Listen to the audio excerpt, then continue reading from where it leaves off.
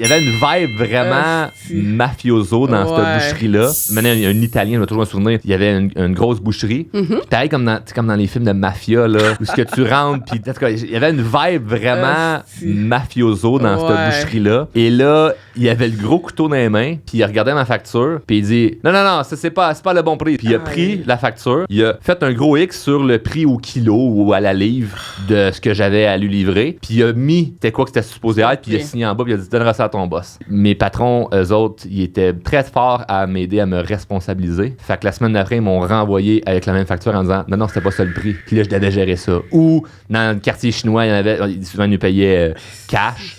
Mais évidemment déclaré, mais ils nous payaient cash. Puis on avait, nous autres, une machine pour calculer les billets, puis voir si c'était des vrais billets.